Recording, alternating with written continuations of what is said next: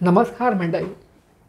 E प्रसारण, internet radio आणि प्रसाद प्रकाशन पुणे यांच्या संयुक्त विद्यमाने आज इंडिक रूट या चॅनलवर आपण भेटणार आहोत डॉक्टर अंजलीताई पर्वते यांना. अंजलीताई, आपल्या या कार्यक्रमामध्ये स्वागत असो. नमस्कार. अंजलीताईंना आपण याआधी याच कार्यक्रमामध्ये 2 वेळा तरी भेटलेलो आहोतच, पण तरी पुन्हा एकदा थोडक्यात मी आपल्याला त्यांचा परिचय करून देते. डॉक्टर अंजलीताई पर्वते या प्रसादच्या फार जुन्या लेखक आहेत, हे इथे मला आवर्जून सांगायला फार आनंद होतो. तसं पाहिलं तर आम्ही दोघी, आमच्या दोघींच्या वयात फार थोडं अंतर आहे, त्याच्यामुळे आम्ही फार जुन्या मैत्रिणी आहोत. आणि प्रसादमध्ये त्यांची आणि माझी सुरुवात साधारण थोडं पुढे मागे फरकाने एकाच वेळेला झाली असं म्हणायला हरकत नाही. तर यांचं सांगायचं वैशिष्ट्य असं की त्या MA-PhD संस्कृतमध्ये झालेल्या आहेत. हे मला वाटतं वेगळं सांगायची आवश्यकता आपल्याला नाहीत, पण तरीसुद्धा अध्यात्म रामायण हा एक चिकित्सक विषय हा त्यांचा PhDचा विषय होता. 28 वर्ष संस्कृतच्या सहयोगी प्राध्यापिका म्हणून सांगली आणि वाई इथे त्यांनी अध्यापन केलेलं आहे. रामायण, समर्थ रामदास आणि संस्कृत साहित्य आणि आद्य शंकराचार्य, महादेवी वर्मा आणि स्वातंत्र्यवीर सावरकर हे त्यांच्या अभ्यासाचे, भाषणाचे, लेखनाचे अतिशय आवडीचे विषय आहेत आणि त्या अगदी समरसून जाऊन त्यांचा आनंद घेतात. आपल्या प्रसादच्या बऱ्याच लेखन योजनांमध्ये अगदी पार 1992 त्यांचा सहभाग असतो. 2 वेळा त्यांना राज्य साहित्य पुरस्कार मिळालेला आहे, समर्थ रामदास पुरस्कार मिळाला आहे, वासुदेव शास्त्री लाटकर संस्कृत सन्मान पुरस्कार मिळाला आहे, रघुनाथ पंडित पुरस्कार मिळाला आहे, काही मंजिरी जोशी स्मृती गौरव पुरस्कार त्यांना प्राप्त झालेला आहे. उपनिषदातील कथा हे पुस्तक त्यांचं नुकतंच प्रकाशित झालं मला वाटतं, हो ना? हो, डिसेंबरमध्ये. हां, आणि आपल्याकडे तर त्यांनी मला वाटतं 17 ते 18 पुस्तकं लिहिलेली आहेत. मी पुस्तकाची संख्या मोजत नाही कारण की आपल्याकडेच लिहितात. प्रामुख्याने प्रसादची लेखिका असंच लोक मला ओळखतात जास्त करून, आणि मला त्याचा आनंद आहे. खरं आहे, खरं आहे. ही पुस्तकं कोणत्या विषयावरती लिहिले गेलेली आहे तर मला असं लक्षात येतं की संस्कृतमधल्या खूपशा कथा आपण त्यांच्या पुस्तकातनं समोर आणलेल्या आहेत. आणि मी जेव्हा त्यांना विचारलं की अंजलीताई, आता आपण खूप दिवसात इथे बोललो नाही, तर आपण आता कोणत्या तरी एका विषयावरती बोलूयात, कशावर बोलूयात?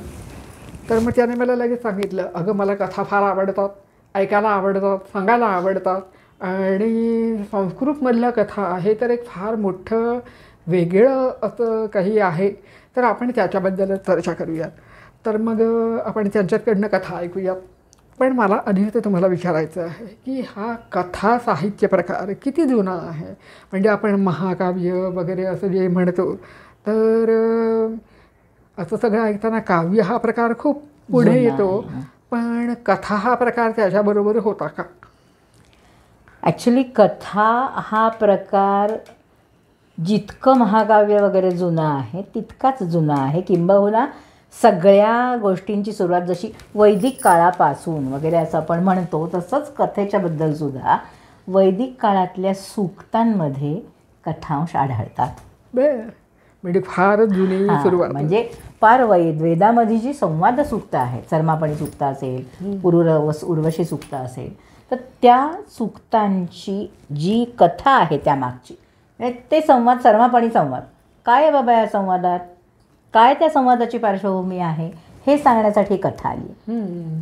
किंवा काही सूक्त कधी म्हणायची यज्ञामध्ये, यज्ञ संस्कृती होती वेदकाळात, तर यज्ञ संस्कृतीमध्ये काही सूक्त कधी म्हणायची, कुठल्या वेळी म्हणायची, कुठल्या दिवशी म्हणायची, त्याचं महत्त्व काय, मग ती कशी सुचली, याची पार्श्वभूमी सांगणाऱ्या काही कथा आहेत.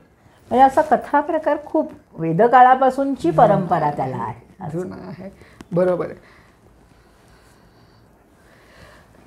मग आता या कथांचं स्वरूप म्हणजे संस्कृत कथेचं स्वरूप कसं असतं? हां, आता कथांचं स्वरूप, एक तर कथा म्हणजे काय हे थोडंसं आपण बघूया.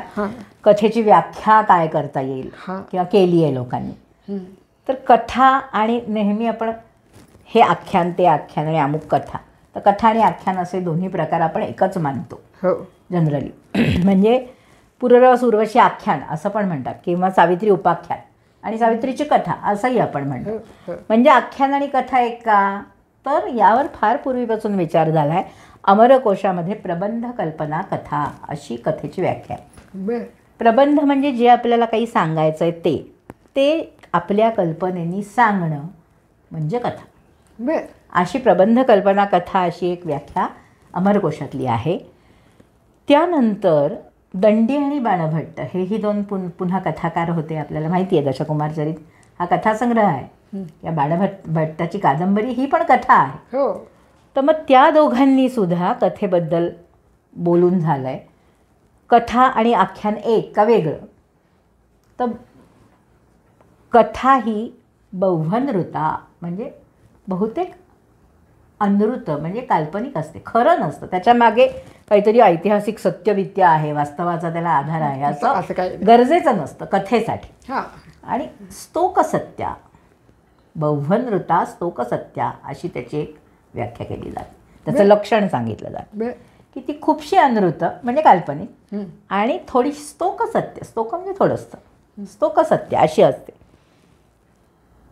पण काही लोकांच्या म्हणण्याप्रमाणे नाही हे दोन्ही एकच असतं.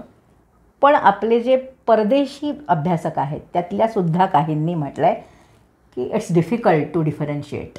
कथा आणि आख्यान हे वेगवेगळं किंवा हे डिफरन्शिएट करणं कठीण आहे. दंडी तर म्हणतो उच्छ्वासामध्ये असली आणि काल्पनिक असली तरी ती कथा ही कथा आहे. कथाच आहे. म्हणजे उच्छ्वासामध्ये तिची विभागणी झाली म्हणजे ती कथा नव्हे असं नव्हे. जी काल्पनिक आहे ती कथा आहे. म्हणून दंडी दोन्ही एकच मानते.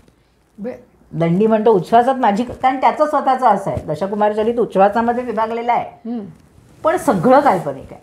हो म्हणजे त्यामध्ये काहीही म्हणजे सत्याचा हां म्हणजे अंश अगदी खराच थोडा. तिथला तो राजा होता, त्याचा पुत्र आणि त्याच्या राजाचे मंत्र्यांचे पुत्र असे कुठे गेले होते वगैरे हे जे सगळं आहे ते तसंच घडलं आहे असं नव्हे. बर त्यामुळे ते सगळं जे आहे पुष्पोद्भव वगैरे वगैरे जे ते मंत्रीपुत्र आहेत ते सगळं काल्पनिक आहे. बर त्याला काही सत्याचा आधार आहे किंवा ते ऐतिहासिक आहे असं त्याचं म्हणणं नाही. तो असं म्हणतो की दोन्ही त्याला त्यात भेद वाटत नाही. बाणभट्ट मात्र आपली आहे ती कथा आहे असं सांगतो. अच्छा आणि ती स्फुरत कलालाप विलास कोमला अशी आहे. बर म्हणजे ती छान कला गुणांनी युक्त आणि छान अशी ज्यामध्ये छान तऱ्हेचं काहीतरी वातावरण उत्साह देणारं काहीतरी रंजन करणारं, रंजित नव्हे रंजन करणारं असं कथानक देणारी अशी कथा असते. आणि ती एखाद्या नववधूसारखी असते असं बाणभट्ट म्हणतात. किती छान. तर कोलाहलाचार्यांनी मात्र त्या दोन्हीला म्हणजे बह्वनृता स्तोकसत्या इति प्राज्ञा कथां विदुः असं सांगितलं. प्रश्न संपला की ती पुष्कळशी काल्पनिक असते, स्वतंत्र प्रतिभेची निर्मिती असते. म्हणजे कथेला कुठल्याही वास्तवाचा आधार असतोच असं नव्हे. म्हणजे ते पूर्णपणे पूर्णपणे कल्पनेतलं जग स्वतंत्र काल्पनिक जग असतं, फॅन्टसी. पण मग आता फॅन्टसी म्हणायचं तर ते जे तेव्हाचं जे स्वरूप जे होतं कथेचं की जी फॅन्टसी होती किंवा कल्पनारम्य अद्भुत कथा असं जे होतं तर सगळ्याच आता- अद्भुत नाही आहे, सगळ्याच अद्भुत हां, नाही. मला ते नाही, विचारायचं आता होतं. गंमत सांगते ना तुम्हाला की कथेचे मग प्रकार पण आहेत हां आणि ते वेगवेगळे आहेत. परत म्हणजे मंत्र परंपरेतल्या कथा म्हणजे वेदवाङ्मयातल्या कथा ज्यामध्ये मी लिहिलेल्या उपनिषद कथा पण येणार. हो हो म्हणजे जशा वैदिक कथा सांगितल्या सरमापणीच्या मागची कथा वगैरे तर ती पण येणार. तर मंत्र परंपरेतल्या कथा म्हणजे ज्यामध्ये वेदवाङ्मयातल्या कथा येतात. सूत परंपरेतल्या कथा सूत परंपरेतला म्हणजे पौराणिक कथा ज्यामध्ये सूत हा सांगणारा असायचा. अच्छा त्या काळी अशी गंमत होती की यज्ञ खूप वेगवेगळे दिवस चालायचे, खूप वेगवेगळ्या कालावधींसाठी यज्ञ चालायचे. आणि मधल्या काही काळात म्हणजे ठराविक काही विधी झाले की मधल्या काही काळ काही विधी नसायचे. मग पुढे काही काल गेला की मग 1-2 दिवस मध्ये टाकून पुढचे विधी असायचे. असं ते द्वादशः सत्रबित्र जे सत्रांमध्ये यज्ञ चालायचे. तर ते मधला जो काळ होता त्या ऋषीमुनींना विश्रांती, मग त्यावेळी त्यांचं रंजन, मग त्यावेळी लोकांना काहीतरी कथा सांगण्याची एक परंपरा होती. असं पण काही कथांचं हे आहे. तर त्यामध्ये ते सूत कथा सांगायचे वेगवेगळ्या. अच्छा, म्हणजे हे सूत म्हणजे कथा सांगणारे कथाकार हो, असं त्याचं कथाकार होतं. अशीच खरं तर म्हणजे सूतांची ओळख तशीच आहे की त्यांनी अशा जुन्या कथा सांगायच्या काहीतरी. बे त्यामुळे म्हणजे मंत्र परंपरा ही सूत परंपरा ज्यामध्ये पौराणिक कथांचा हे येतो.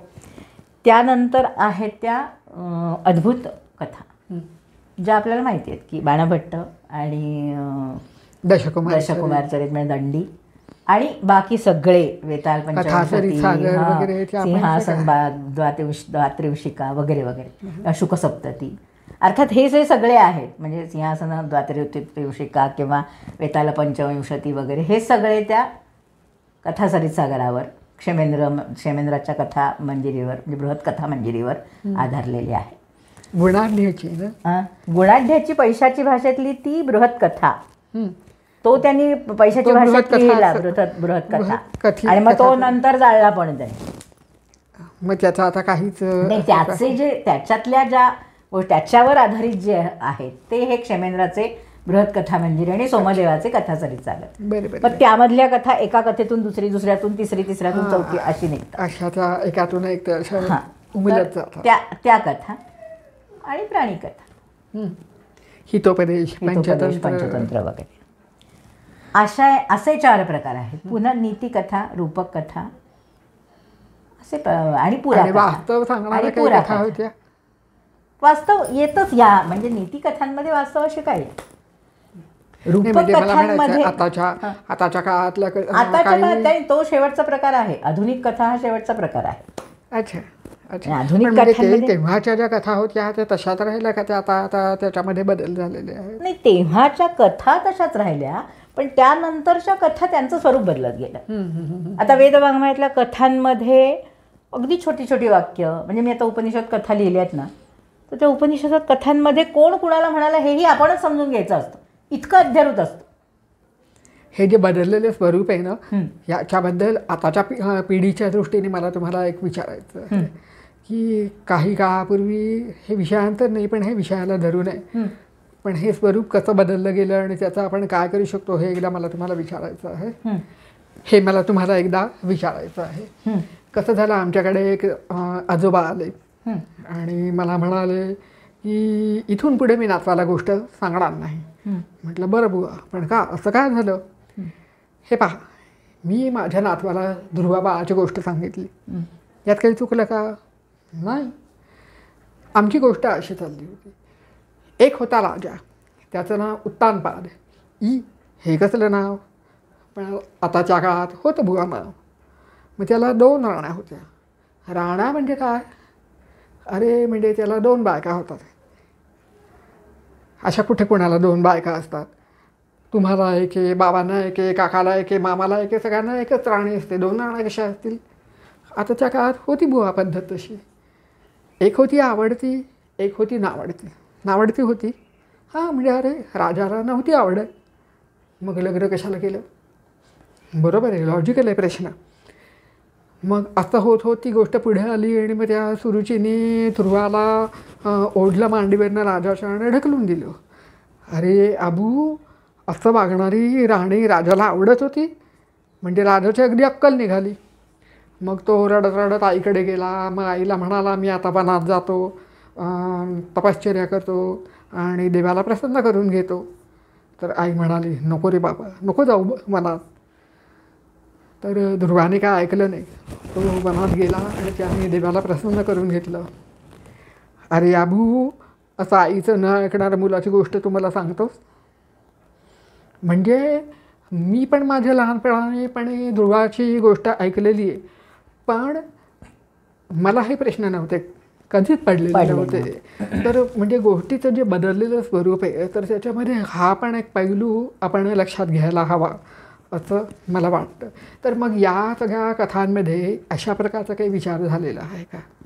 नाही, या सगळ्या कथांमध्ये हा विचार झाला आहे की नाही असं नाही, पण हा आता बदलत्या काळाचा जो परिणाम आहे तो त्या त्या कथांमध्ये दिसतो. म्हणजे त्यावेळच्या मी सांगत होते की त्यावेळच्या कथांमध्ये कोण कुणाला म्हणाला सांगावं लागत नव्हतं, ते सांगणाऱ्याला आणि ऐकणाऱ्याला कळत होतं.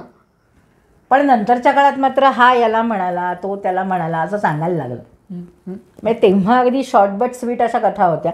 छोटी छोटी वाक्य होती. त्यामध्ये अरे हे कोण कुणाला म्हणालं आहे असं सांगावं लागत नव्हतं.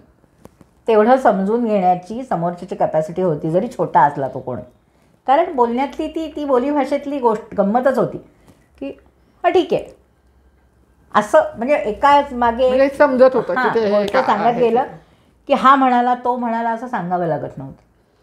पण नंतरच्या काळात ते उलगडून सांगावं लागायला लागलं. आता तुम्ही जे म्हणताय की आताची पिढीच बदलली, त्यांचे विचार बदलले, त्यामुळे त्यानुसार कथा आपल्याला बदलाव्या लागतील. पण ह्या ज्या कथा आहेत त्यांचा अन्वय लावून सांगताच येणार नाही असं नव्हे. हां त्यांनाच आधी सांगावं लागेल की आपला काळ हा असा असा आहे, पण या काळात हे होतं हां आणि हे होतं त्यावेळी ते होतं. हो म्हणजे त्यावेळी असं आत्ता शिक्षा होते म्हणजे तेव्हा शिक्षा होती का नाही त्यावेळी. पण आज तुम्ही ऐकता का? आज तुम्ही मुलं आईचं ऐकता का? तशी त्याही वेळी ऐकत नव्हती, पण काही वेळा चांगल्यासाठी ऐकत नव्हती. त्यामुळे त्यांचं काही वाईट वाकडं होत नव्हतं. आज वाईट तुम्ही चांगल्यासाठी ऐकलं नाही की तुम्हाला शिक्षा मिळते. तसंच त्याही वेळी होत होतं. हे कसं आहे म्हणजे सांगणाऱ्याचं काळानुसार जो दृष्टिकोन बदललेला आहे तो दृष्टिकोन लक्षात घेऊन आताच्या काळात आपण जर कथा सांगितल्या तर त्या त्यांचा उद्देश चांगल्या. साध्य होऊ कारण शकतो. आत्ता तुम्हाला आता याचीच गंमत सांगते की काल मी तुम्हाला कळवून तर टाकलं की कथेबद्दल बोलूया. आणि म्हटलं लोक म्हणतील कथेवर काय बोलतात, तशात तर कथा पंचतंत्रातल्या आपण ऐकतो, इतर गोष्टी ऐकतो, त्यात परत परत कथा या विषयावर चिवडण्याचं कारण काय आहे?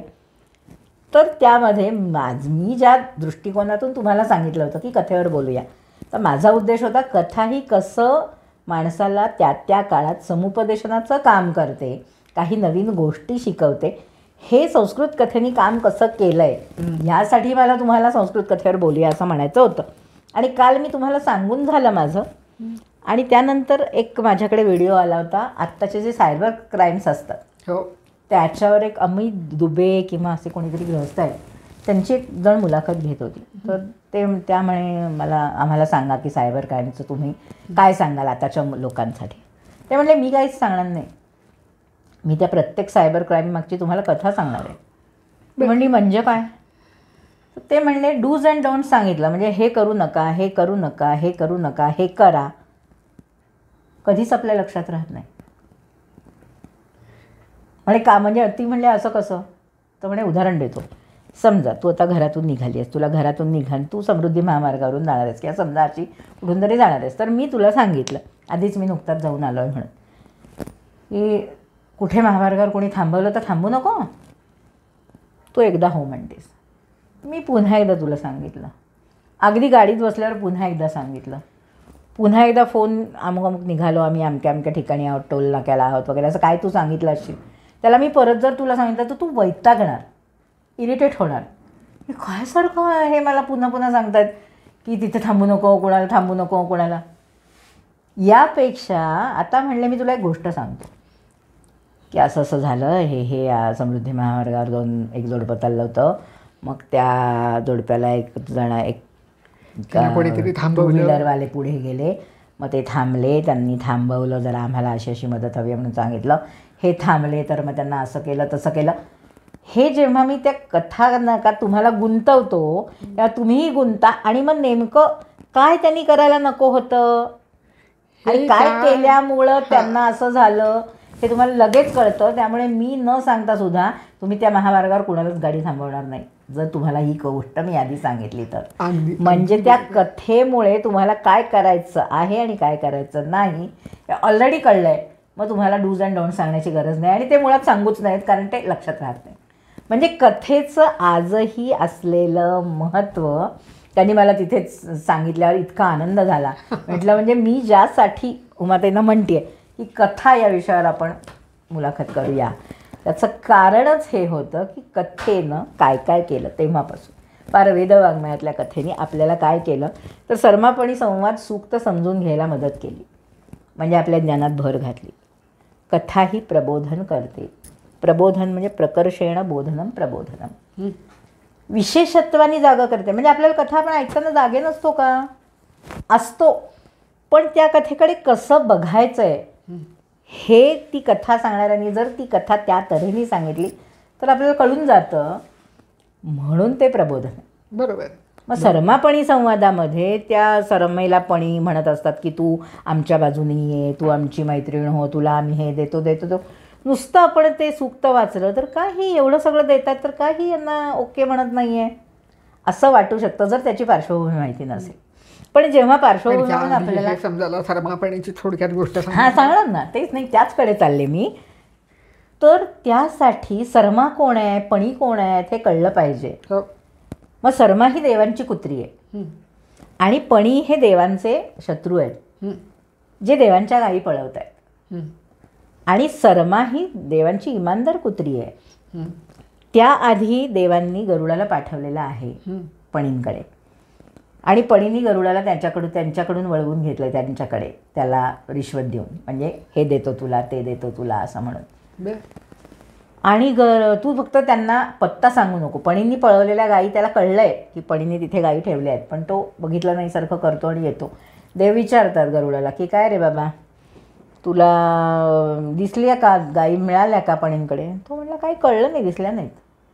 तो सांगत नाही दे पणींनी मला हे देवाच्या गायी पळवलेल्या होत्या. पणींनी देवांच्या गायी पळवलेल्या असतात आणि पहिल्यांदा गरुडाला पाठवलेलं असतं देवांनी म्हणजे त्या गायी कुठे गेल्या शोधायला. पण तो सांगत नाही, तो त्यांना मिळतो त्यामुळे तो सांगत नाही पत्ता. काही दिसलं नाहीत म्हणतो पणींकडे गाई. देवांना कळतं की हा खोटं बोलतो कारण तो नजर चोरतो. देव ठीक आहे म्हणतात, सरमेला पाठवतात. मध्ये वाटेत मोठी नदी लागते. सरमा ती नदी दुथडी भरून वाहत असते. सरमा ती नदी पोहून जाते आणि तिथे जाऊन पणींकडे बघते. तिला लांबूनच दिसतात गाई. तर आता परत कुणीतरी देवांकडून आलं आहे म्हटल्यानंतर पणी तयारच असतात. ते सांगतात तू आमची बहीण आहे, बहिणीसारखी आहेस तू आम्हाला, तुला आम्ही एवढा मान देऊ तेवढं अमकं करू, पण तू हे करू नकोस, देवांना सांगू नकोस. ती म्हणते तुम्ही त्या लायकीचेच नाही माझे भाऊ होण्याचे.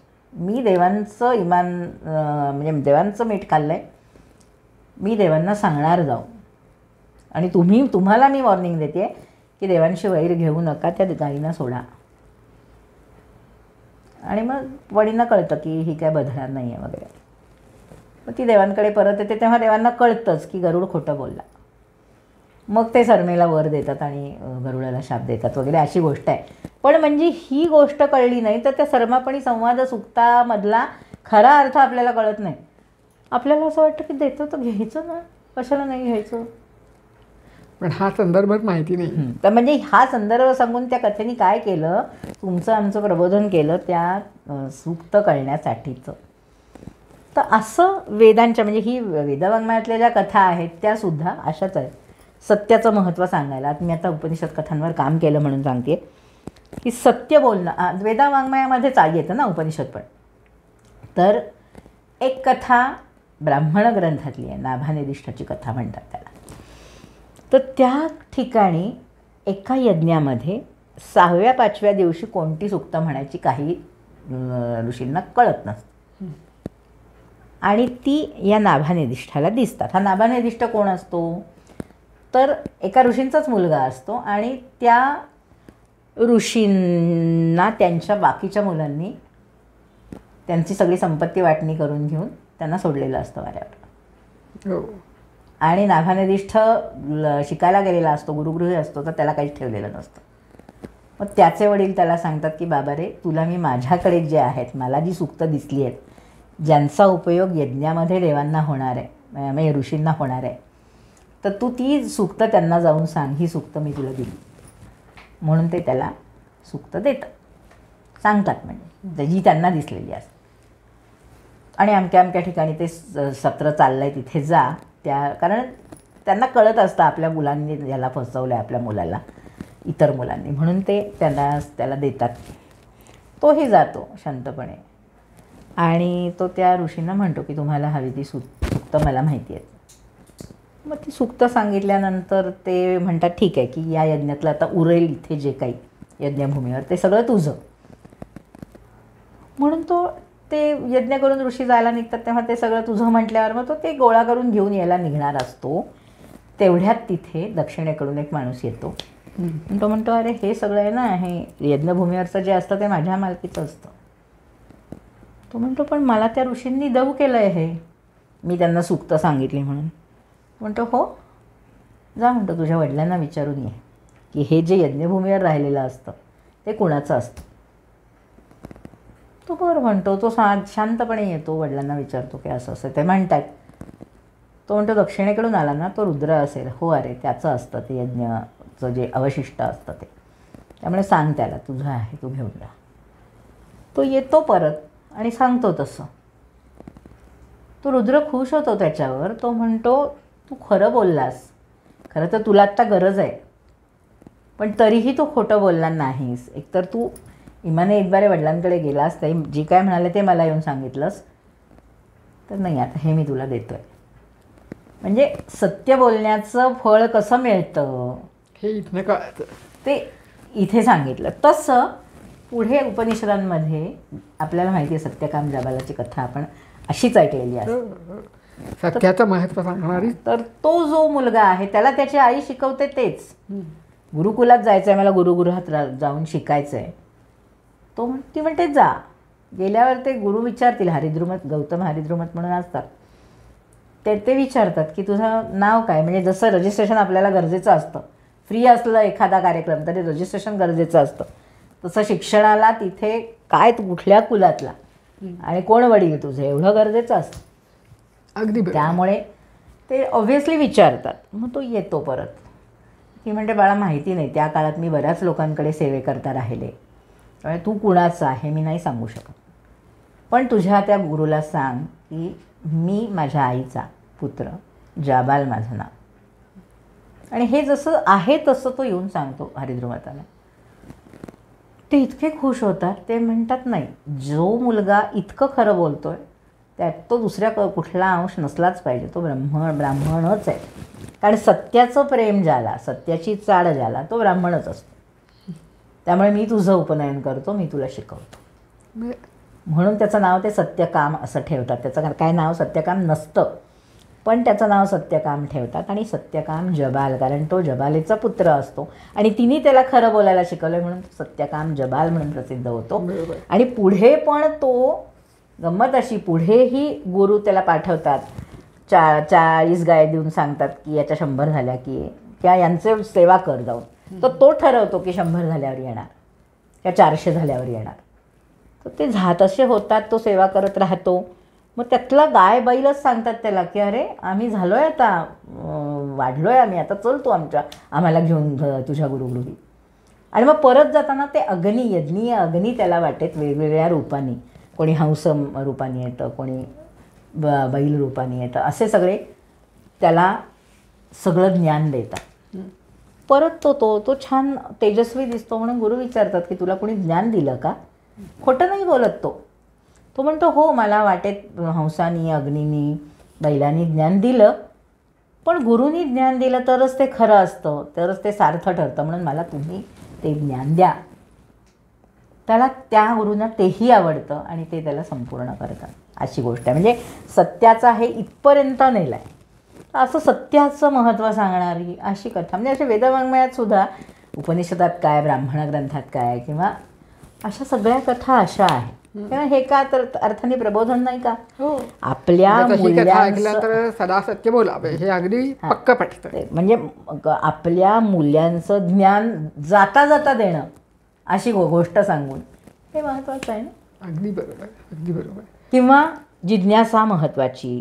लोभ ज्ञानापासून माणसाला दूर नेतो, अहंकार माणसाला कुठलीही प्राप्ती करून देत नाही. यासाठी नचिकेताची गोष्ट इतका छोटा असतो, यम त्याला इतकी प्रलोभनं देतो की तुला मृत्यूनंतर काय होतं हे ज्ञान मला विचारू नको, ते देवांनाही अप्राप्य आहे. त्यापेक्षा मी तुला हत्ती घोडे देतो, रथ देतो, सुंदरी देतो. तर तो म्हणतो तवैव वाहा तव नृत्य गीतही. मला नको म्हणतो ते. मला द्यायचंच असेल तर हे ज्ञान दे, नाही तर मला काहीच नको. भूखंड देतो, सांगतो तो. गंमत म्हणजे तुला पाहिजे तर एखादा भूखंड देतो. आत्ताच्या काळात काय म्हणले असते लोक, विद्यार्थी चला आम्हाला भूखंड मिळतो ना, चांगल्या पोरी मिळतात ना, चला आम्ही सोडून देतो ज्ञान.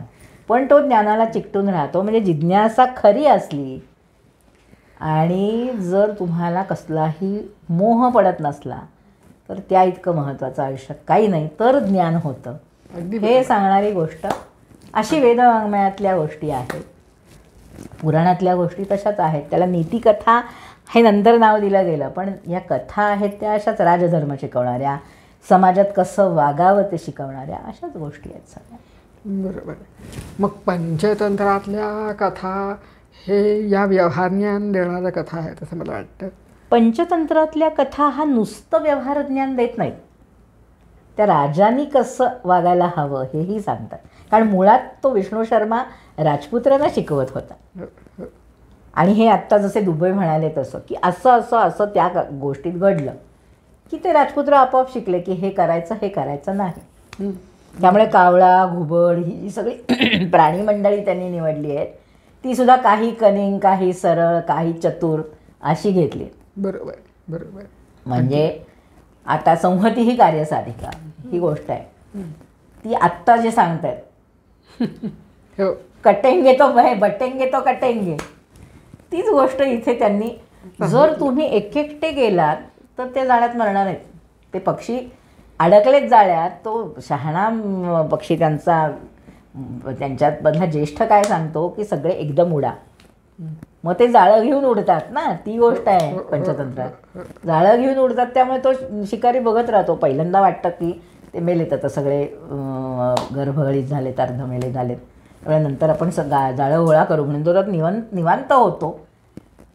तो निवांत झाला की हे सगळे जाळं घेऊन उडतात. हा जो काही आहे प्रकार तो त्यातला म्हणजे हितोपदेश आणि पंचतंत्र आहे ती एकसारख्या आहेत. एकसारखे म्हणजे काही पंचतंत्रातल्याच कथा बऱ्याचशा हितोपदेशात आहेत, काहीच वेगळ्या आहेत. दोन्ही कथासंग्रह प्राणी कथाच आहेत, पण त्यातला पंचतंत्र हा जास्त पॉप्युलर झालेला आणि हितोपदेश त्यातल्याच कथा पुढे त्यांनी जास्त आणखी पुढे पॉप्युलर केलेले असं आहे. त्यामुळे काही वेळा ही हितोपदेशातली आहे का पंचतंत्रातली आहे असा पण प्रश्न पडतो, खूप पडतो, खरं आहे. पण मग या जशा राजाने कसं वागावं हे शिकवणाऱ्या किंवा व्यवहार ज्ञान देणाऱ्या अशाही कथा आहेत. पण मग कथासरी सागरामधल्या कथांचं स्वरूप अजून पूर्ण वेगळं आहे. कथासरीत सागर काय किंवा ह्या बृहत कथा मंदिरी काय, बऱ्याचशा अद्भुत कथा त्यामध्ये आहेत. त्यामधून काही कळत नाही असं नव्हे, म्हणजे कसं वागावं हे कळत नाही असं नाही, पण त्यात अद्भुताचं मिश्रण खूप आहे. अद्भुत रसप्रधान आहेत. आणि त्यासुद्धा कथासरीत सागरातल्या कथा, त्या कथासरीत सागरातल्या म्हणून प्रसिद्ध होण्याऐवजी त्या वेताळ पंचविशीत आल्या, त्या सिंहासन द्वादशिकेमध्ये आल्या आणि त्या जास्त पॉप्युलर झाल्या. कारण कथासरीत सागर वगैरे वाचले इतके गेले नाहीत, त्या काळात राहिले. एका कथेतून दुसरी, दुसऱ्यातून तिसरी, तिसऱ्यातून चौथी अशी ती कथांची मालिका होती. तर तसं ह्या इकडे वेताळ पंचविंशती आणि सिंहासन द्वादशिका हे जे दोन कथासंग्रह आपल्याकडे प्रसादनी मागे फार पूर्वी त्याचे अनुवाद पण केलेले आपल्याला माहिती आहेत. तर त्या कथा खूप विलक्षण होत्या. म्हणजे विलक्षण या अर्थी की राजा विक्रमादित्य दोन्हीमध्ये होता. एकामध्ये तो स्वतः पात्र होता की त्याच्याच खांद्यावर वेताळ बसून त्याला गोष्ट सांगतो आणि यात न्याय्य काय अन्याय्य काय वगैरे विचारतो. आणि एकामध्ये भोजराजाला एक सिंहासन सापडतं आणि तो त्या सिंहासनावर आरोढण्याच्या वेळी त्या सिंहासनावर पुतळ्या असतात प्रत्येक पायरीवर, आणि त्यातली प्रत्येक पुतळी तो सिंहासनावर चढायला लागल्यावर थांब म्हणते, आधी माझी गोष्ट ऐक, हा गुण तुझ्यात आहे का जो विक्रमादित्यात होता. हे विक्रमादित्याचं सिंहासन आहे, तो असेल तर तू आरूढ होऊ शकतोस नाही असं म्हणून ती प्रत्येक पुतळी कथा सांगत जाते. असं आहे, हेच मुळात अद्भुत आहे. म्हणजे त्याच्यात अद्भुत काय, बाकी सगळ्या अद्भुत गोष्टी आहेत. त्यात पिशाच आहेत, वेताळ आहेत, काली आहे, खूप काय काय काय काय आहे. म्हणजे ज्याला आपण चमत्कार म्हणतो. पण त्यामध्ये पुन्हा नाही, चमत्कार सगळे जरी असले तरी त्यामध्ये तत्व अशी आहेत, पुरुषार्थ महत्त्वाचा की ज्ञान महत्त्वाचं, मन महत्त्वाचं की बुद्धी महत्त्वाची, यावर उत्तरं विक्रमाकडून घेतली आहेत वेताळाने. म्हणजे शेवटी हे सगळं रंजक असलं तरी आपण तत्वज्ञानाकडे वेगवेगळ्या तऱ्हेने, म्हणजे तत्वज्ञान सांगणारे संस्कृतमधले लोक जितके मोठे तितकेच हे लोक पण वेगळ्या तऱ्हेने मोठे आहेत. कारण ते तत्व सहजपणे लोकांमध्ये त्यांनी पटकन पोहोचवलं. म्हणजे अतिथी सत्काराचं महत्त्व, अतिथी सत्काराचं महत्त्व समजा. अगदी फार पटकन विक्रमाच्या कथेतून त्यांनी सांगितलं. बरोबर आहे. म्हणजे मग अजून अशा काही कुठल्या कथा दिसतात का? एक शुकसप्तती नावाचा गंमतशीर गोष्टींचा प्रचंड साठा असलेलं बर. असं एका घरातला पोपट त्या घरातल्या स्त्रीला, जी पती खूप काळ बाहेर राहिलेला असल्यामुळे, पतीच्या विरहामुळे शेजारीण फार भरवते की तो काय आता परत येत नाही, तू कशाला, तो तिकडे मजा मारत असेल, तू कशाला इथे निवांत राहतेस, त्याच्या ह्याच्यात झुरत राहतेस, त्यापेक्षा तू चल माझ्याबरोबर अमकीकडे तमकीकडे, असं जे बिथरवणारी माणसं असतात तशी एक बाई तिला भेटते. आणि त्यामुळे तिच्याबरोबर ती कुठल्या तरी माणसाकडे जाणार असतो व्यभिचार करायला. तर तो घरातला पोपट जो असतो तो इमानदार असतो. तो म्हणतो अरे घरातली मालकीण असं जाणं बरं नाही, म्हणून तो ती निघाल्यावर तिला थांबवतो, एवढी गोष्ट सांगून मला याचं उत्तर दे आणि मग जा, असं म्हणून तो तेवढ्या रात्री तिला थांबवतो. आणि मग त्यामध्ये खूप वेगवेगळ्या, मग त्यात धर्मव्याधाची पण कथा आली आहे. बर. म्हणजे असं नाही आहे की तसं विक्रमवर आहे, त्या वेताळ पंचमी का पंचमी औषधीमध्ये नागानंदाची पण कथा आली आहे, जी आपण नागानंद नाटक बघतो. म्हणजे अशी ही सगळी कथानकं अशी इतकी सरमिसळ होऊन इकडे तिकडे गेली आहेत की ज्याच्यातून तुम्हाला समाजाला काहीतरी एक छान धडा द्यायचा आहे, छान तुम्हाला एक समाजाला दिशा द्यायची आहे. आणि नाहीतरी प्रबोधन म्हणजे काय असतं, समुपदेशन म्हणजे काय असतं, तुमचा जो सत्सद्विवेक आहे तो जागवणं हा पण प्रबोधनाचाच भाग आहे. म्हणजे तुम्हाला ज्ञान देणं हे प्रबोधन आहेच. तुम्ही अर्धवट कुठेतरी भरकटलाय त्यातून बाहेर काढणं हे प्रबोधन आहेच. आणि तुमचा सत्सद्विवेक जागवणं हेही प्रबोधनच आहे. आणि जे महाभारत रामायणकारांनी केलं, रामायण महाभारताच्या काळात किंबहुना स्पेसिफिकली पांडवांना जेव्हा 13 वर्ष काढायला लागली वनवासात, 12 वर्ष आणि 1 वर्ष अज्ञातवासाचं, त्यावेळी सारखी धौम्य ऋषी, आणखी कोणी असे सारखे कोणी कोणी ऋषी भेटून त्यांना कथा सांगत होते की अरे तुमचा वनवास हा फार अवघड नाही आहे, यापूर्वी रामाने वनवास भोगलाय आणि त्याचं तर काहीच चुकलेलं नव्हतं पण तरी भोगलाय. असं करून ही रामकथासुद्धा एका वेळी तिथे काउन्सिलिंग म्हणून आली आहे. खरं की पांडवांना सोलास देण्यासाठी आली आहे. खरं की युधिष्ठिर आता कसं युद्ध करायचं म्हणून बसलेला असताना नाही आता आपल्याच माणसांशी लढणं हे काही योग्य नाही, अमुक तमुक असं म्हणून तेव्हा विदुलेची कथा सांगते कैकेयी नव्हे आपली कुंती. ती विदूला आपल्याला माहिती नाही आहे, आपल्याला कुंती माहिती आहे की जिने आपल्या मुलांचं मॉरल वाढवलं आणि त्यांना युद्ध सज्ज केलं. बरोबर. आपल्याला द्रौपदी माहिती आहे आपल्या पतींना जिनी युद्ध सज्ज केलं. पण आपल्याला ती विदूला माहिती नाही आहे, जी सौवीर देशाची राणी होती आणि तिच्या नवऱ्याने लक्ष दिलं नव्हतं आपल्या मुलाकडे, जो संजय नावाचा मुलगा होता तिचा, अतिशय सौम्य स्वभावाचा आणि सगळं आय्याशी छान मस्त म्हणजे राजपुत्र म्हणून छान जगत होता, पण फार जबाबदारी घेण्याची त्याची काही फारशी तयारी नव्हती. असा तो होता. त्याच्याकडे सौवीर राजांनी आत्ता नाही शिकेल हळूहळू, काय राजपुत्र आहे, होईल, त्याला मूळचं आहेच, त्याच्याकडे येणारच ते वगैरे असं करून. आणि अचानक तो सौवीर राजा मरून गेला. अरे बापरे. आणि सगळे शत्रू जागे झाले आणि आता लढायला जा म्हणली विदूला. तो घाबरून परत आला, नाही मला लढता नाही येणार. इतकी तिने वाईट त्याची कान उघडणी केली आहे. ती म्हणजे तो तिला अगदी ब्लॅकमेल करतो की तू माझी आई आहेस ना, मग मला इतकं शत्रूंपासून इतकं भय आहे, मी मेलो उद्या तर, तू मेलास तरी चालेल, मी तुझा गौरव करेन मृत्यूनंतर, कारण एक वीरमाता म्हणून मला त्याचा अभिमान असेल. पण तू जर असा पळपुटा निघालास आणि मी तुला जवळ केलं प्रेमाने तर मी आई नाही गाढवी ठरेल. असेच शब्द आहेत, असेच.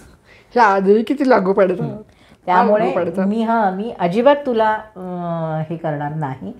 तू राजपुत्र आहेस, क्षत्रिय आहेस, क्षत्रियानी लढलंच पाहिजे, नाहीतर षंढ म्हणव स्वतः. मला षंढाची आई म्हणून घेण्यात अजिबात रस नाही असं स्वच्छ सांगते ती. आणि त्याला म्हणते मी तुला ठेवून घेणार नाही, मी तुला थांबवणार नाही, तू जायलाच हवंस. रणांगणावर जर तिथे वीरगती प्राप्त झाली तर मी आनंद साजरा करेन, पण तू इथे पळपुटा म्हणून माझ्यासमोर बसून राहिलास तर मी तुला अजिबात माफ करणार नाही. आणि हे सांगून मॉरल वाढवते कुंती. म्हणजेच कथा कशासाठी? जागरण करायला, प्रबोधन करायला. युधिष्ठिराचा जो सौम्य स्वभाव होता त्याला कुठेतरी असं स्फुल्लिंग द्यायची गरज होती. त्यासाठी कुंतीने ही गोष्ट सांगितली आहे विदुरेची. म्हणजे महाभारतामध्ये सुद्धा किंवा रामायणामध्ये सुद्धा या कथा या अशा तऱ्हेने आल्या आहेत. म्हणजे हा फारच अतिशय आजच्या काळातही अतिशय उपयुक्त ठरणारा असा हा ज्ञान देण्याचा प्रकार आहे, प्रबोधन करण्याचा प्रकार आहे तुम्ही म्हणता तसं. हो. आणि काही वेळा काही रूपक कथा आल्या आहेत. म्हणजे मग हे याचा अजून काही प्रकार आहेत? हां, मी म्हटलं ना मगाशी, जसं मंत्र परंपरेतल्या, सूत परंपरेतल्या अद्भुत कथा आणि प्राणीकथा असे जसे 4 प्रकार झाले, तसे पुराकथा, नीतिकथा, रूपक कथा आणि अद्भुत कथा अच्छा, असे पण 4 प्रकार झाले. बरं. त्यातले पुराकथा म्हणजे परत वेदवाङ्मय वगैरे वगैरे. हो. नंतर नीतिकथा सगळ्या पुराणातल्या कथा, किंवा नीतिकथा म्हणजे ज्या ह्या आत्ता मी सांगितल्या त्या पंचतंत्रातल्या कथा त्या नीतिकथाच आहेत. बरोबर. अद्भुत कथांमध्ये या सगळ्या ज्या सिंहासन द्वात्रिंशिका वगैरे मध्ये ज्या आहेत, कारण त्यामध्ये एक गोष्ट तुम्हाला म्हणजे अशा 2-3 गोष्टी सहज सांगते अद्भुत कळावं म्हणून, की सूर्याला गर्व असतो की मला फक्त आणि फक्त सागरच काय ते हे करू शकतो, सहन करू शकतो, माझं तेज कोणाला सहन होणार नाही. आणि इंद्राला मात्र खात्री असते की विक्रमादित्य सूर्यापर्यंत जाऊ शकतो. म्हणून विक्रमादित्याकडे तो दूत पाठवतो आणि म्हणतो जायचं आहे तुला, सूर्यापर्यंत पोचायचं आहे. बरं. आणि गंमत अशी, विक्रमादित्याला वेताळ वश असतात, तर तो त्या वेताळांच्या सहाय्याने तिथे जातो. तो म्हणतो ठीक आहे. त्या मानस सरोवरातून मानस सरोवरात असं असतं की सकाळी एक खांब वर येत असतो आणि तो पार सूर्यापर्यंत जात असतो आणि संध्याकाळपर्यंत तो परत खाली येत असतो आणि मिटून जात असतो त्या सरोवरात. हे याला कळलेलं असतं विक्रमादित्याला. मग तो तिथे त्या सरोवरापर्यंत पोचतो त्या वेताळांच्या सहाय्याने. बरं. तिथे जातो. तो खांब वर आल्यावर त्या खांबाला धरतो, वर जातो.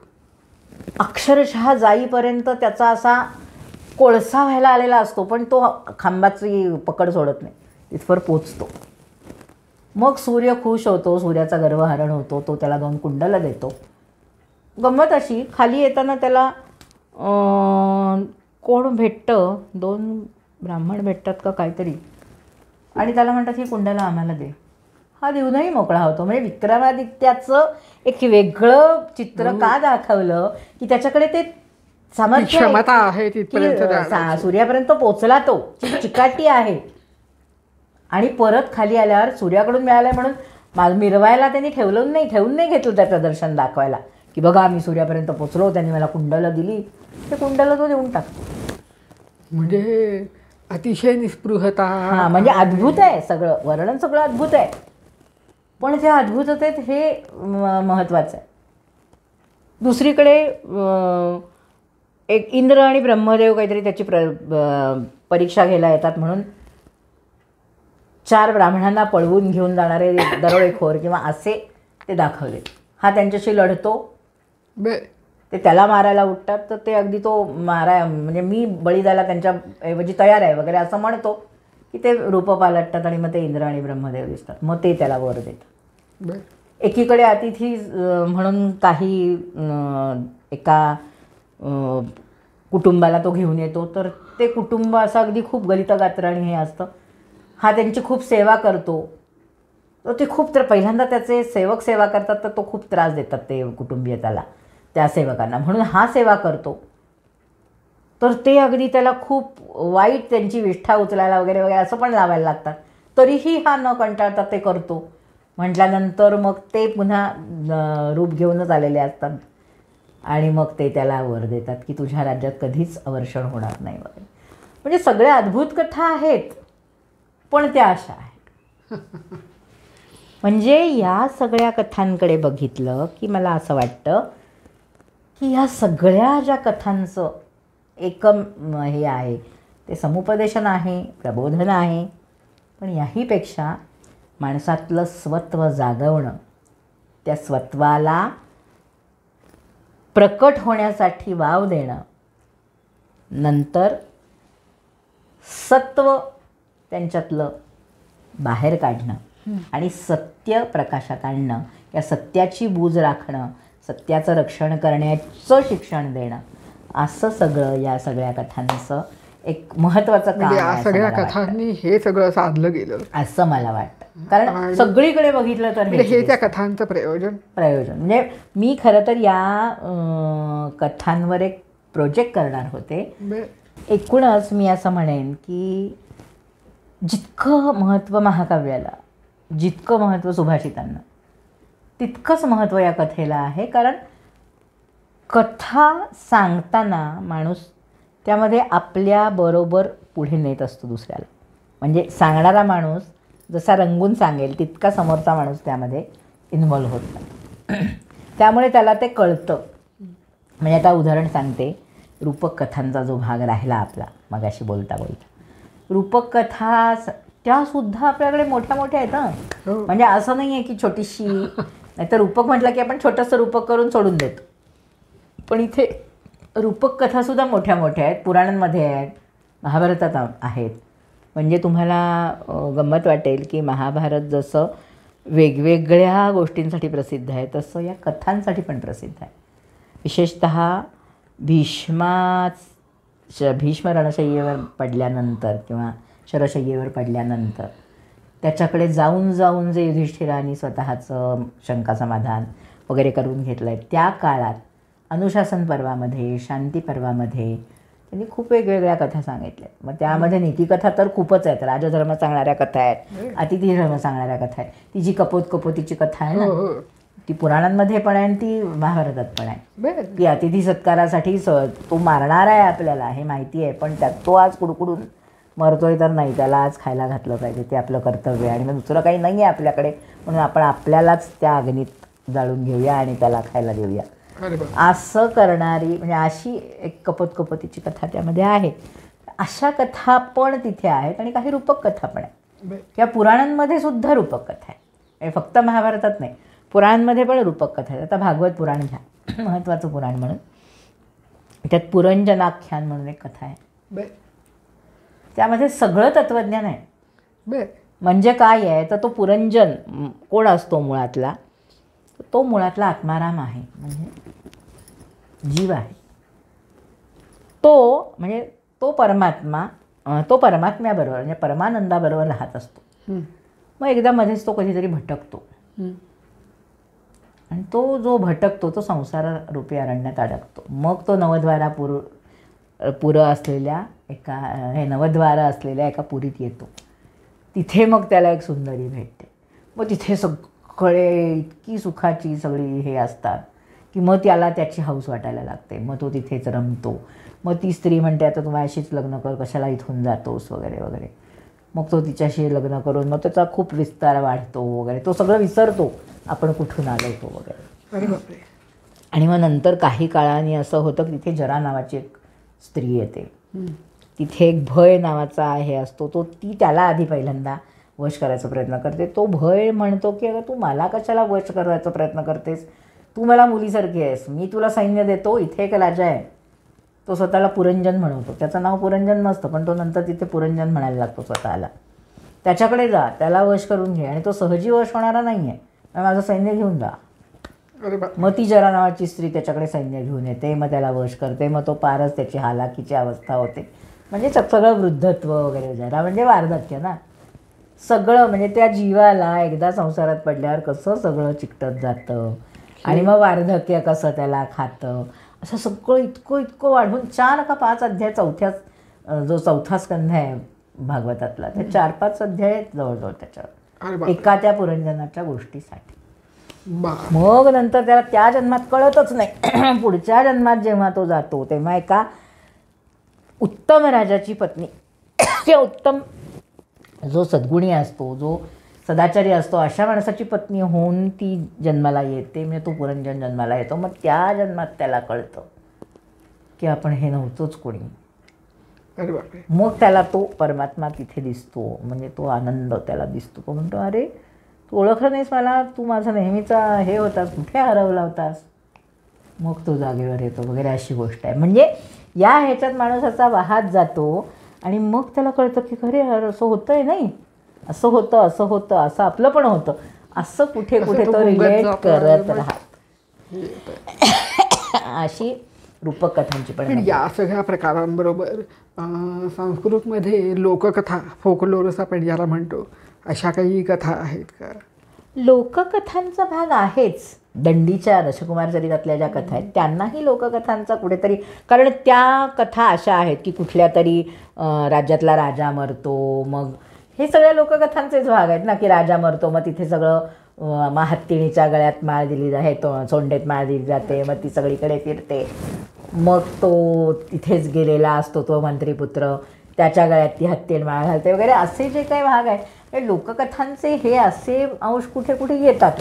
अच्छा अच्छा. त्यामुळे म्हणजे मुळात लोककथा असतात, पण त्याच्यावरती इतर कथा, अशा कथा, म्हणजे या कथांचं केवळ लोककथा असं त्याचं हे न होता वर्गीकरण, त्या अशा कुठे कुठे विभागल्या जातात. म्हणजे ह्या गोष्टी अद्भुत कथांमध्ये पण या लोककथांचं मिश्रण बेमालूम आहे. उंदीर तराजू कुरतडतो वगैरे ज्या गोष्टी आपण नंतर च्या इंग्लिश कथांमध्ये वगैरे ऐकतो, त्या कथा तिथे आहेत. म्हणजे शुकसप्ततीमध्ये ती गोष्ट मी वाचली, डोक्याला हात लावला. धर्मव्याधाची कथा शुकसप्ततीत आली आहे.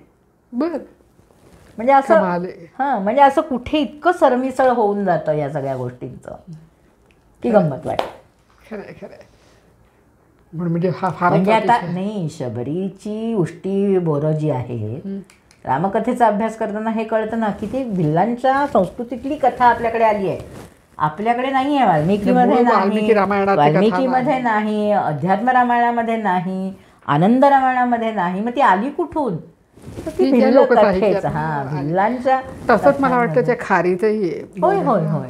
म्हणजे ती खारीची कथा मला वाटतं मूळ रामायणात नाहीये, ती आनंद रामायणात आहे. म्हणजे आनंद रामायणात पण त्या अशा, आनंद रामायण बघितलं तर तुम्हाला खूप लोककथांचं मिश्रण दिसेल.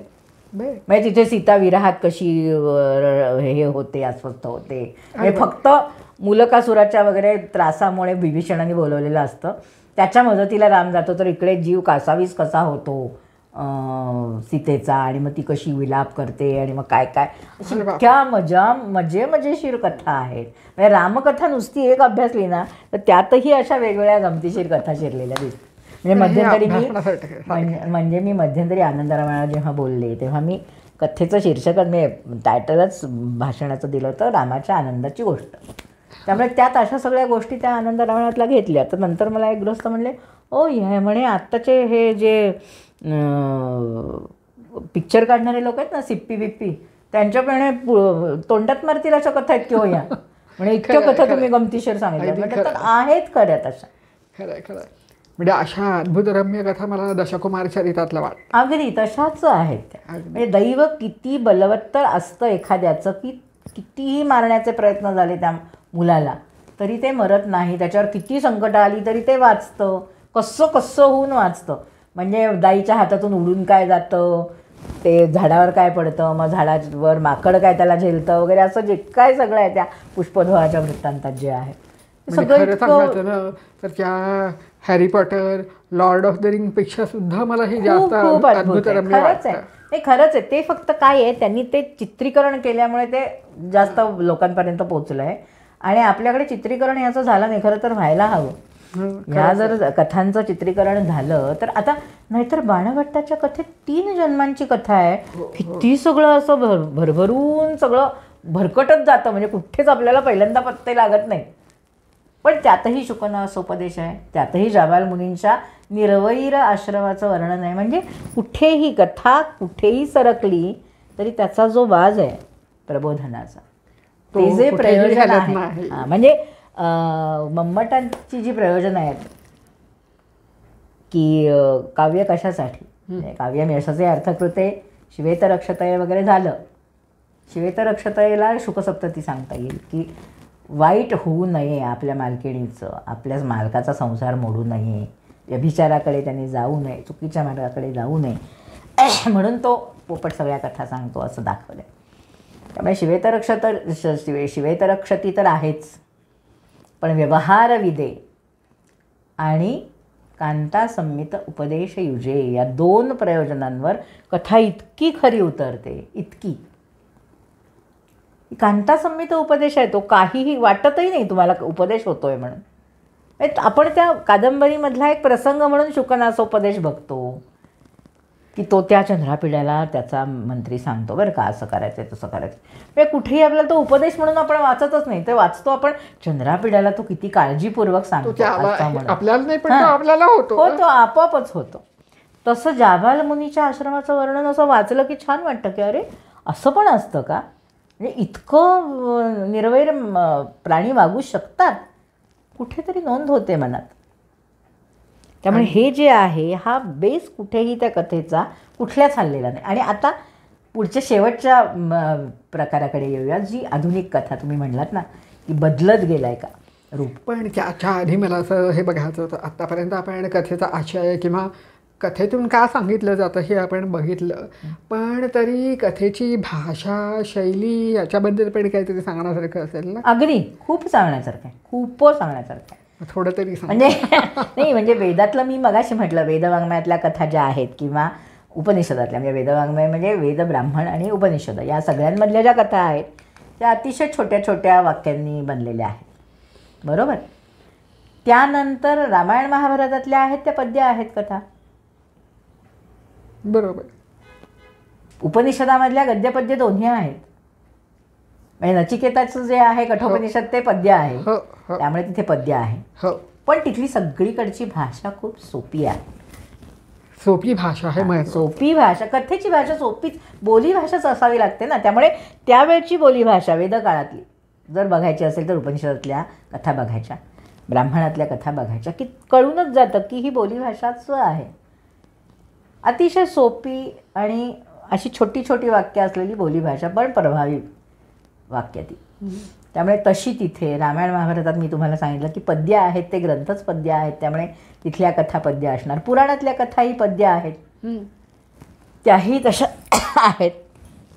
बाकी ह्या ज्या वेताल पंचविंशती वगैरे ज्या आहेत त्यामध्ये गद्यपद्य दोन्ही आहे. कारण शुकसप्तकीमध्ये इतकी सुभाषित आहेत, इतकी बापरे, खूप. म्हणजे त्यातली सुभाषित हा वेगळा विषय आहे लिहिण्याचा. अरे बापरे, इतकी सुंदर सुभाषित आहे. अरे वा. आणि ती सगळी त्या, खरं तर तो विषय काय आहे, प्रत्येक जण म्हणजे तो पोपट सुद्धा ज्या कथा सांगतो त्या वेगवेगळ्या व्यभिचारांच्या कथा आहेत. म्हणजे असं नाही आहे की सगळ्यात छानच कथा आहेत, पण असं असं असं वागणं हे बरोबर आहे का गं, असं तो तिला विचारतो. म्हणजे हे व्यभिचारी नाही का, असं सांगण्यासारखं आहे ना. पण तो असं विचारून मध्ये मध्ये इतकी सुभाषितं घालतो, पेरतोय तो पोपट, खूप मजा वाटते. म्हणजे ते वाचताना खूप मजा वाटते मला. म्हणजे त्या पोपटाबद्दल ऐकून अतिशय आदर वाटायला लागला. नाही, खरीच गंमत आहे की पोपट बोलतोय, किती घालाव्यात. म्हणजे पंचतंत्रात ठीक आहे, आपण पंचतंत्राची पण भाषा गद्यपद्य आहे, त्यात पण काही सुभाषितं बरीच आली की भारूड भरती सुभाषितच आहे. म्हणजे एक तुम्हाला गोष्ट सांगते, धनाची ऊब माणसाला काय काय करायला लावते अशी एक गोष्ट आहे ना, त्यात उंदराची गोष्ट आहे खरं तर. म्हणजे उंदीर एका भिक्षूला त्रास देत असतो, तो त्याचं सगळं खाल्लेलं भिक्षा पळवत असतो. दुसरा भिक्षू त्याच्याकडे येतो तेव्हा तो म्हणतो, हा सारखा काठी घेऊन असा आपटत राहिलेला असतो, जमिनीवर आपटतोस काय, भिंतीवर आपटतोयस का. तो म्हणतो, अरे हा उंदीर मला त्रास देतो, माझं सगळं खाणं पळवतोय वगैरे. तो म्हणतो, थांब जरा. म्हणून तो त्या उंदराचं बीळ शोधून काढतो आणि उंदराला पार सगळं त्या बीळ शोधतो, खोदतो. ते दोघं मिळून खोदतात, तर खूप सारं अन्न त्यांनी साचवून ठेवलेलं असतं, खूप सारे पदार्थ त्यांनी साचवून ठेवलेले असतात. ते सगळे गोळा करतात आणि नष्ट करतात. ते तो दुसरा भिक्षू त्याला सांगतो, बघ ही ऊब होती त्याची, म्हणून तो एवढा उड्या मारून मारून तुझं धान्य आणि तुझं सगळं भिक्षा पळवत होता. आता बघतो काय करतोय. ते सगळं बीळ बुजवून टाकतात. होतंच तसं. तो कुठे त्याला जायला जागा मिळत नाही त्या उंदराला, आणि साचवलेलं खाण्याची सवय लागलेली असते, त्यामुळे दुसरं काही तो खायला मिळवू शकत नाही. खूप फिरतो हे मिळत नाही ना. आता साचवलेलं कुठेच राहिलेलं नसतं, त्यामुळे नंतर तो असा बारीक बुरीक होत जातो वगैरे असं दाखवलं आहे. तर त्या गोष्टीत इतकी सुभाषित आहे, गोष्ट एवढीशी आणि सुभाषित एवढी, पण ती सुभाषित त्रास नाही देत आपल्याला, आपल्याला गंमत वाटत राहते.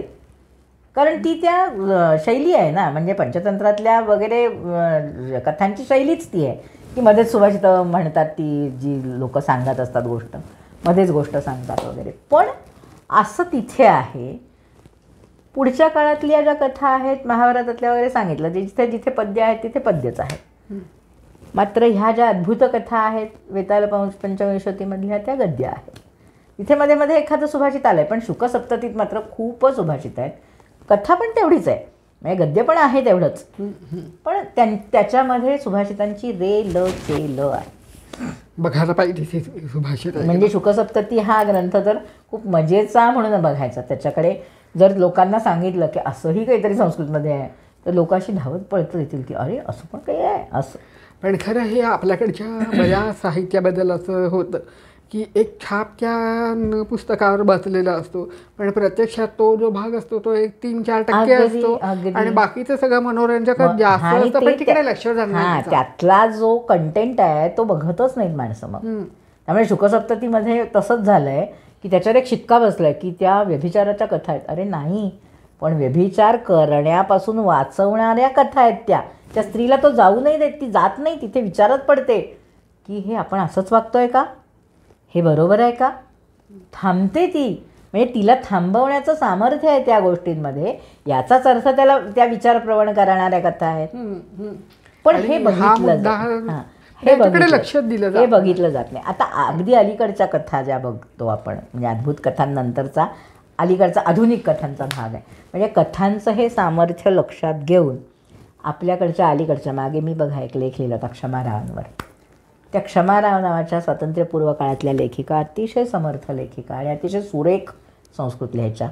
त्यांनी गद्यपद्य दोन्ही भाषेत कथा लिहिली आणि त्यांनी सगळ्या हुंडा बळी किंवा बालविवाह वगैरे या सगळ्या विषयांवर कथा लिहिल्या. म्हणजे वास्तववादी कथा.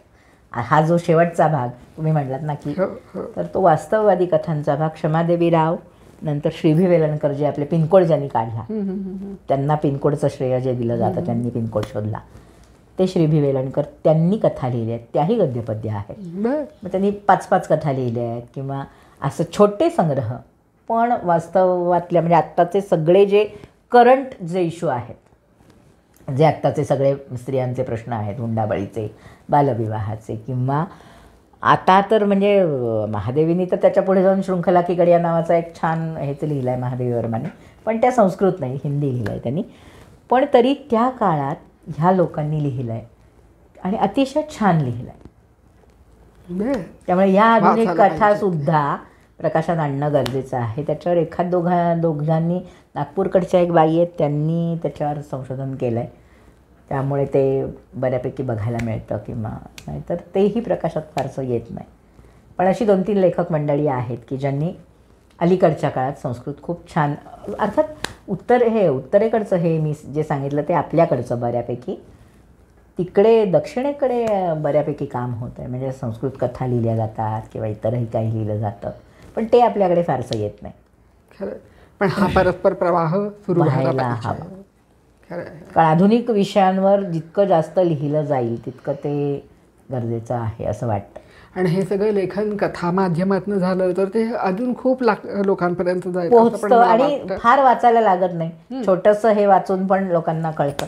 म्हणजे त्यात क्षमादेवी रावांची भाषा खूप छान आहे. म्हणजे अलीकडच्या काळातली गद्यपद्य दोन्हीही क्षमादेवी रावांची भाषा खूप छान आहे. म्हणजे संस्कृतच्या दृष्टीने अतिशय सरस संस्कृत असं. वेलणकरांचं पण संस्कृत छान आहे. सोपं प्रासादिक भाषेत पोचवणं एखादा विषय, हे दोघांनी खूप छान केलं आहे. बघायला पाहिजे. त्यामुळे हा विषय मला मुद्दामूनच मांडायचा होता, तो यासाठी की संस्कृत कथा म्हटलं की फक्त पंचतंत्र, फक्त हितोपदेश असं डोळ्यासमोर येतं, पण असं हे इतकं कथावाङ्मय आहे. खरं म्हणजे संस्कृतमधल्या कथावाङ्मयाचा परिघच खूप मोठा आहे. पण ते लोकांना माहिती नसतं. काय होतं, महाकाव्यांना कसं ती ठराविक आहेत म्हणून त्यांची गणना होते, पण तसं हे होत नाही ना हे. आणि अद्भुत कथांकडे चमत्कृतीपूर्ण कथा फक्त एवढंच म्हणून बघितलं जातं. पण मला नाही पटत. आता जर का हॅरी पॉटर आवडतो आणि लॉर्ड ऑफ द रिंग किंवा ह्या प्रकारचं जे आवडतं, तर मग हे का आवडू नये? आवडायला हवं, पण ते मधल्या काळात असं झालं नाही, वास्तववादी. त्यामुळे आपल्याकडच्या अद्भुताला असं थोडंसं दुर्लक्षित केलं गेलं. म्हणजे अलीकडे कथा महोत्सव केला रुईयांनी, म्हणजे आपल्या वैशाली दापकेंनी, तर तेव्हा ऑनलाईन केला होता.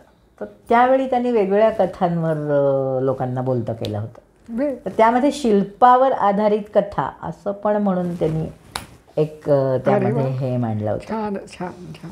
पण म्हणजे असं शिल्प बोलतात अशा अर्थी. किती छान. पण मग तेव्हा मी अद्भुत कथांवर त्यात बोलले होते. अरे वा. छान. पण त्यामुळे खूप अभ्यास झाला, खूप मजा आली. आणि एक माझी कविता मुद्दामून तुम्हाला याबद्दल ऐकवायची आहे. जेव्हा मी प्रोजेक्ट करायचा ठरवलं तेव्हा कथा किती प्रकारे काम करते बाबा खरंच. कथा कुठलीही असू दे, संस्कृत असं नव्हे पण कुठलीही कथा. तर त्यासाठी कथा प्रशस्ती असं मी त्याला नाव दिलं आहे. कथा सांग वाटे हवीशी कशाला, कथा बालकांना हवी नित उशाला. कथा सांग वाटे हवीशी कशाला, कथा बालकांना हवी नित उशाला. कारण झोपताना पूर्वी सगळेच गोष्टी ऐकायचे. आत्तापर्यंत गेल्या 10 वर्षापूर्वी माझ्या भाच्या लागायच्या माझ्या मागे की आत्या गोष्ट सांग. आता जरा ते कमी झालं, मोठ्या झाल्या त्या. कथा रंजविते कथा जोजविते, कथा बोध देवो निरे जागविते. कथेने मनाचे मलिनत्व जाई, कथा मानवाला सुसंस्कार देई. कथेने मनाचे मलिनत्व जाई, कथा मानवाला सुसंस्कार देई. कथा देई आधार दुःखी मनाला. हे पांडवांना वगैरे जे आधार दिला. कथा देई आधार दुःखी मनाला, कथा होई सत्संग रे जाण त्याला. कथा जन्मली यज्ञसत्रात पूर्वी, कथा रंगली रे पुराणात बरवी. कथा शिकवी रे मुला राजनीती, कथा रुजवी रे मनी देशभक्ती. कथेने दिली मानवा दिव्य शक्ती, कथेने दिली मानवा दिव्य शक्ती. कथा दे मनाला खरी आत्मशांती, कथा दे मनाला खरी आत्मशांती. अगदी अचूक आणि फार सुंदर वर्णन केलेलं आहे या कवितेमध्ये. कथेचं महत्त्व हे असं आहे. माझी खात्री आहे की आपल्यालाही सगळ्यांना आता मूळ संस्कृत कथा जाणून घेण्यामध्ये खूप रस असेल आणि अंजलीताईंनी आज आपल्याला त्याच्याबद्दल खूप काही सांगितलेलं आहे. मी आपल्या सगळ्यांच्या वतीने त्यांना धन्यवाद देते. आपण काय म्हणत नाही, धन्यवाद. मलाही असं वाटतं की या प्रत्येक कथेविषयी म्हणजे कथा प्रकाराविषयी आपण खूप बोलू शकतो. कारण त्यामध्ये इतके बारकावे आहेत सांगण्यासारखे. म्हणजे शैलीचे म्हणा, भाषेचे म्हणा, विषयाचे म्हणा, इतके बारकावे आहेत. पण त्याला खूप असे सलग त्याचे काय म्हणतात त्याला व्याख्यानमाला होण्यासारखी आहे अशी पण गंमत.